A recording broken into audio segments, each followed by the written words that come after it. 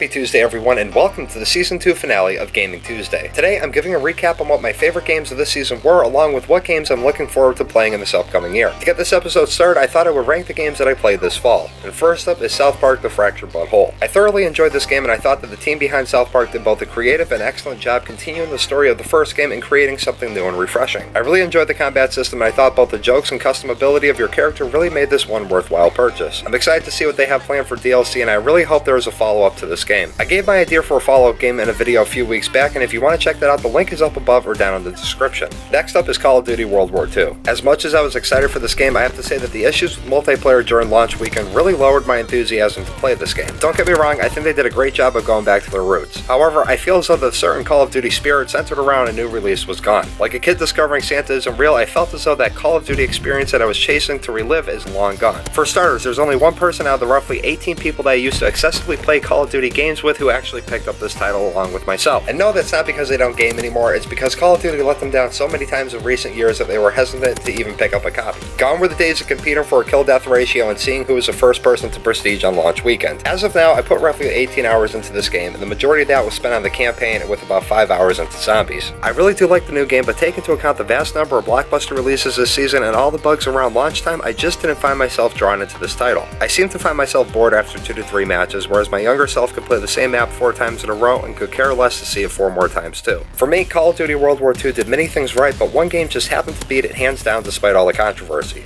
That game is Star Wars Battlefront 2, and after 2.5 days of playing roughly since the game released, I can say I'm starting to run out of steam in the interest engine. The campaign was very short, and the promise of new content is exciting, but I feel as though it will be staggered out so you'll lose all interest in the story by the time it wraps it all up. Multiplayer is great if you can look past all the classic EA bugs. For a company that's as big as this one, it's really astounding to experience the same problems time and time again during every single one of EA's launches. If not for Battlefront or Battlefield, which I really didn't start enjoying until last year, there would be no reason to give that company my money. Personally, I think EA was in its golden days around the time of 007 Nightfire, but that's just my opinion. This Star Wars game, though visually great and juicy with action upon its first bites, gets relatively repetitive rather fast. Add in the fact that Starfighter Assault is not available in arcade mode, along with maps like Hoth or modes like Heroes vs. Villains, makes the true custom battles of early Battlefront seem even more technologically advanced. I'm not upset there's no Galactic Conquest mode due to the massive size of the levels compared to the amount of levels in previous titles. I just really wish that they took more criticism from the community related to the structure of the game as opposed to the loot box pay-to-win system. For me, they didn't really drop the ball on this release. However, I must say that if this was a few years back and both Battlefront 2s were released at the exact same time side by side, I would have to say that I enjoyed the older one better. And there you go, now you have it, my 3 favorite titles of this gaming season.